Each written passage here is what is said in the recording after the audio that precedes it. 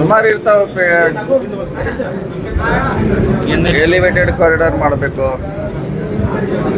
ಭಾಳ ಸಹ ಪೆಂಡಿಂಗ್ ಇದ್ರಿ. DC ಆಫೀಸು ಫೈನಲೈಸ್ ಮಾಡಬೇಕು. ಆಮೇಲೆ ಬೇರೆ ಬೇರೆ forest issues, drinking water issues ಇರ್ತವೆ. ಮುಂದೆ ಸುಮಾರು ಜೂನ್ವರೆಗೆ ನೀರು ಮೆಡಿಕಲ್ ಡ್ಯಾಮ್ದಲ್ಲಿ ಕುಡಿ ನೀರು ಇಟ್ಕೋಬೇಕು.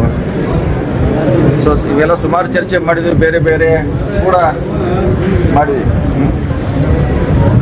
ಸೊ ಇವನ್ನೆಲ್ಲ ಚರ್ಚೆ ಮಾಡ್ಲಿಕ್ಕೆ ಸುಮಾರು ಅಧಿಕಾರಿಗಳನ್ನ ಕರೆಸಿದ್ದೀವಿ. ಸೊ ನೀರಾವರಿ, ಫಾರೆಸ್ಟು, ನ್ಯಾಷನಲ್ ಹೈವೇ, ನಮ್ಮ ಸ್ಟೇಟ್ ಹೈವೇದವರು, DC ಆಫೀಸು, ಇನ್ನು ಬೇರೆ ಬೇರೆ ವಿಷಯಗಳ ಚರ್ಚೆ ಮಾಡಿದ್ವಿ. ಅದೇ ಸುದೀರ್ಘ ಇನ್ನೂ ನಡೀತಾ ಇದೆ ಚರ್ಚೆ. ರಸ್ತೆ ನೋಡ್ಲಿಕ್ಕೆ ಹೋಗ್ಬೇಕು ಮತ್ತೆ ಈಗ. ಸುಮಾರು ಚರ್ಚೆ ಮಾಡಿದ್ವಿ ಅಷ್ಟೇ, ಅದನ್ನು ಬಿಟ್ಟರೆ ಬೇರೆ ಯಾವುದಿಲ್ಲ.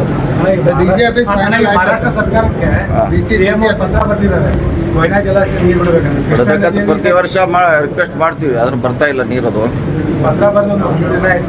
ಪತ್ರ ಬರೆದಿದ್ದು ಇನ್ನೂವರೆಗೆ ಬಂದಿಲ್ಲ. ಇನ್ನೂ ಕೂಡ ಪತ್ರ ಬರೆದ್ರೆ ಬಿಟ್ಟಿಲ್ಲ ಅವರು. ಮತ್ತೆ ರಿಕ್ವೆಸ್ಟ್ ಮಾಡ್ತೀವಿ. ಆ ಸ್ಕೀಮ್ ಇದೆ, ಅದು ಜತ್ ತಾಲೂಕಿಗೆ ಕೊಡಬೇಕಂತದ್ದು ಇದೆ. ಇನ್ನೂ ಸ್ಕೀಮ್ ಇಂಪ್ಲಿಮೆಂಟ್ ಆಗಿಲ್ಲ, ಆದ್ಮೇಲೆ ನೋಡೋಣ. ಅದನ್ನೇನೆ ಮಾಡಿದ್ವಿ. ಮಹಾರಾಷ್ಟ್ರದಿಂದ ನೀರು ನಮ್ಮಲ್ಲಿ ಇದೆ ರೀ, ಕಲ್ಲೋಳಿ ಬ್ಯಾರೇಜು, ಕಾರತಕ ಬ್ಯಾರೇಜು. ಸೊ ಅಲ್ಲಿಂದ ಬಿಡಿಸ್ಲಿಕ್ಕೆ ಪ್ರಯತ್ನ ಮಾಡ್ತಾ ಇದ್ದೀವಿ. ಅದು CS ಲೆವೆಲ್ನಾಗ ಮಾಡ್ತಾರೆ, ಮಂತ್ರಿಗಳ ಲೆವೆಲ್ನಾಗ ಮಾತಾಡ್ತಾರೆ.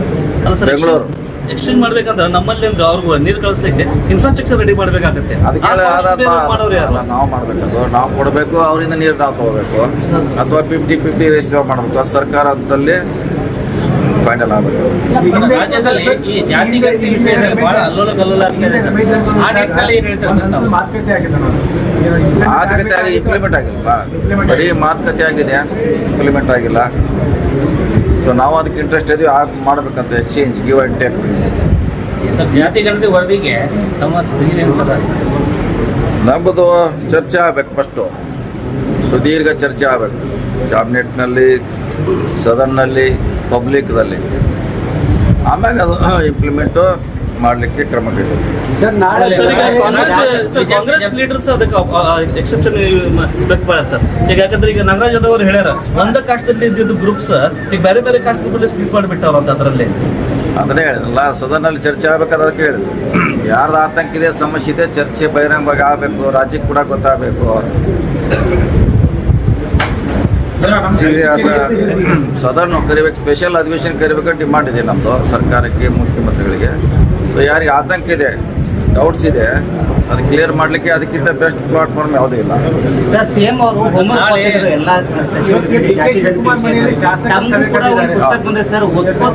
ಕೊಟ್ಟಿದ್ರೆ ನೋಡ್ತೀವಿ, ನಾಳೆ ಹೋದಾಗ ಬೆಂಗಳೂರಿಗೆ ನೋಡ್ತೀವಿ. 17 ತಾರೀಕು ಕ್ಯಾಬಿನೆಟ್ ಮೀಟಿಂಗ್ ಇದೆ. DK ಶಿವಕುಮಾರ್ ಶಾಸಕರ ಸಭೆ ನೋಡಿ, ಆ ಸಮುದಾಯದ ಮುಖಂಡರು ಅವರು, ಅದೇ ಹೇಳಿದ ಒಕ್ಕಲಿಗ ನಾಯಕರ ಸಮುದಾಯದ ಮುಖಂಡರು ಅವರು. ಸುಮಾರು 35 ಜನ ಶಾಸಕರಿದ್ದಾರೆ. ಅವರು ಅವ್ರ ನೇತೃತ್ವದಲ್ಲಿ ಸಭೆ ಮಾಡ್ತಾರೆ. ನಾ ಹೇಳ್ತಾ ಅದಕ್ಕಿಂತ ಮುಂದೆ ಹೇಳ್ತಾ ಇದ್ದೀವಲ್ಲ, ಸದನಲ್ಲಿ ಚರ್ಚೆ ಆಗ್ಬೇಕಂತ. ಅದಕ್ಕಿಂತ ಚರ್ಚೆ ಯಾವ್ದು ಬೇಕು ನಿಮಗೆ? ಸದನ್ನಲ್ಲಿ ಒಂದು 3-4 ಸ್ಪೆಷಲ್ ಅದಕ್ಕೆ ಹೇಳಬೇಕು, ಬೇರೆ ಏನು ಸಬ್ಜೆಕ್ಟ್ ತೊಗೋಬಾರ್ದು. ಯಾರು ಏನು ಬೇಕು ಮಾತಾಡ್ಲಿಕ್ಕೆ ಅವಕಾಶ ಇದೆ ಮಾತಾಡಲಿ, ತಪ್ಪಿದೆ ಅಂದರೆ ತಪ್ಪು ಹೇಳಿ, ಸರಿ ಇದ್ರೆ ಸರಿ ಹೇಳಿ. ಅಂತಿಮವಾಗಿ ಸರ್ಕಾರ ನಿರ್ಧಾರ ಮಾಡ್ತಾರೆ.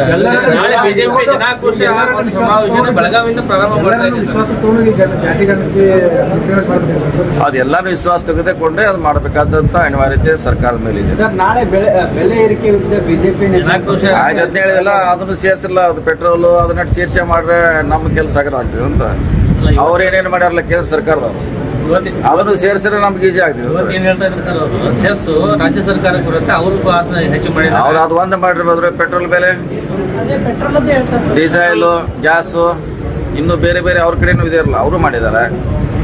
ಸೊ ಅವ್ರು ಮಾಡಿದ್ರೆ ನಮ್ಮ ಕಾಂಗ್ರೆಸ್ಸಿಂದ ಮಾಡೋದು ತಪ್ತಿದೆ, ಅದು ನಾವು ಸ್ಟ್ರೈಕ್ ಮಾಡೋದು ತಪ್ತಿದೆ. ಎರಡು ಕೂಡ ಮಿಕ್ಸ್ ಮಾಡಿದ್ರೆ ಒಳ್ಳೇದಾಗುತ್ತೆ. ಜನ ಆಕ್ರೋಶ ಆಂದೋಲನ ಕಾಂಗ್ರೆಸ್ನು ಮಾಡ್ತಾ ಇದೆ, JDS ಮಾಡ್ತಾ ಇದೆ, BJP ಮಾಡ್ತಾ ಇದೆ. ಯಾರು ಆಕ್ರೋಶ ತೋರಿಸ್ತಾ ಇದಾರೋ ಅನ್ನೋದು ಗೊತ್ತಾಗ್ತಾ ಇಲ್ಲ ಸರ್ ಜನತೆಗೆ. ಜನ ಏನು ಆಕ್ರೋಶ ಇಲ್ಲ, ನಾವೇ ಆಕ್ರೋಶ ಆಗಿದ್ದೀವಿ. ಸೊ ಒಂದು ವೇಳೆ ಸರಿ ಇದ್ರೆ ಮಾಡಲೇಬೇಕು, ಅನಿವಾರ್ಯತೆ ಮಾಡಬೇಕಾಗ್ತದೆ.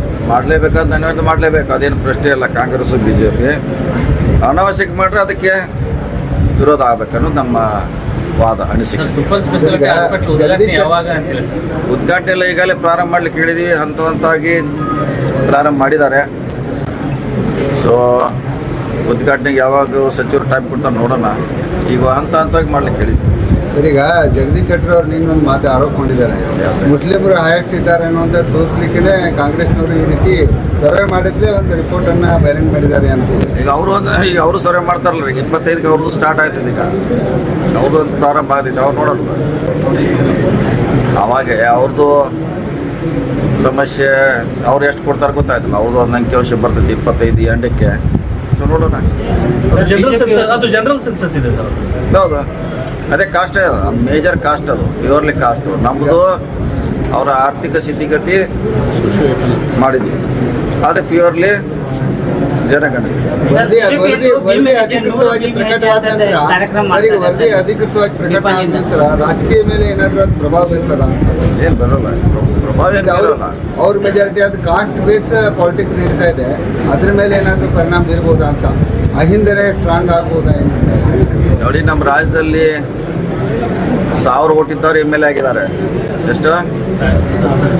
ಮತ್ತು ಆತಂಕ ಯಾಕೆ 70,000 50,000 ಇರೋರಿಗೆ? ಅದರಿಂದ ಏನು ರಾಜಕೀಯ ಬರೋಲ್ಲ. ಈಗ ನಮ್ಮ ವಿಶ್ವಾಸ ಇದ್ದವ್ರು ಎಷ್ಟು ಓಟ್ ಇದೆ ಅವ್ರದ್ದು? 2,000. ಡಿ ಸುಧಾಕರ್ ಅವ್ರು ಎಷ್ಟು ಓಟ್ ಇದ್ದಾರೆ? ಅವ್ರದ್ದು 2,000 ಇಲ್ಲ. ಸೊ ರಾಜಕೀಯ ಇದಕ್ಕೆ ಹೋಲಿಕೆ ಮಾಡೋಕ್ಕಾಗಲ್ಲ. ಹೇಳ್ತಾರೆ ಲಿಂಗಾಯತರಿಗೆ ಸಿದ್ದರಾಮಯ್ಯ ನಾಮ ಇಟ್ಟಿದೆ ಜಾತಿಗೆ. ನೋಡಿ, ಅದೇ ಹೇಳಿದಿಲ್ಲ, ಸದನಲ್ಲಿ ಚರ್ಚೆ ಮಾಡಿದ್ರ ಅಲ್ಲಿ ಹೇಳಿ. ಅವ್ರಿಗೇನು ಆತಂಕ ಇದ್ರೆ ಹೇಳಿ, ಯಾರು ಬೇಡ ಅಂದ್ರು. ಈಗ ನಾವು ಒಂದು 4 ಗೋಡೆ ಕೂತು ಹೇಳೋದು ಸರಿ ಆಗೋಲ್ಲ, ಮಾಧ್ಯಮ ಒಂದು ಹೇಳೋದು ಸರಿ ಆಗೋಲ್ಲ. ಸೊ ಒಂದು 3-4 ದಿವಸ ಬಿಟ್ಟು ಒಂದು ವಾರ ಚರ್ಚೆ ಆಗಲಿ, ಯಾರ್ಯಾರಿಗೆ ಆತಂಕ ಇದೆ ಸರಿ ಇಲ್ಲ ಅಂತ ವಾದ ಮಾಡಿ ಮುಂದೆ ನೋಡೋಣ. ಮುಸ್ಲಿಮರಲ್ಲೂ ಸಬ್ ಕ್ಯಾಸ್ಟ್ ಇದೆ ಅಂತ ಹೇಳಿ. DC ಆಫೀಸ್ ಮುಸ್ಲಿಮರಲ್ಲೂ ಸಬ್ ಕ್ಯಾಸ್ಟ್ ಇದೆ. ಪಿಂಜಾರ ಅದಾರ, ಒಂದ್ ಕಡೆ ಇಟ್ಕೊಂಡಿದ್ರೆ, ಬಟ್ ಲಿಂಗಾಯತ ಸಮಾಜ ದೊಡ್ಡ ಸಮಾಜ ಹೊರಗೆ ಬಿಟ್ಟಿದೆ ಅಂತ ಹೇಳ್ತಾರೆ. ಸೇರಿಸ್ಲಿಕ್ಕೆ ಅವಕಾಶ ಇದೆಯಲ್ಲ. ಲೊಕೇಶನ್ ಈಗ ನಿಮಗೆ ಇಂಥ ಸಮಾಜ ನಮ್ದಂದ್ರೆ ಸೇರಿಸ್ಲಿಕ್ಕೆ ಸರ್ಕಾರ ರೆಡಿ ಇದೆ. ಈಗ ರೈಟ್ನಲ್ಲೂ ಆಗಿದೆ. ಆದಿ ಕರ್ನಾಟಕ ಅವ್ರದ್ದು ಸಮಸ್ಯೆ ಇದೆ, ಅವ್ರದ್ದು ಸಮಸ್ಯೆ ಇದೆ, ಬೇರೆ ಬೇರೆ ಸಮಸ್ಯೆ ಇದೆ. ಅವರೆಲ್ಲ ಸೇರ್ಸಿದ್ರೆ ಸೇರಿಸ್ತೀವಿ, ಸಮಸ್ಯೆಯಲ್ಲಿದೆ.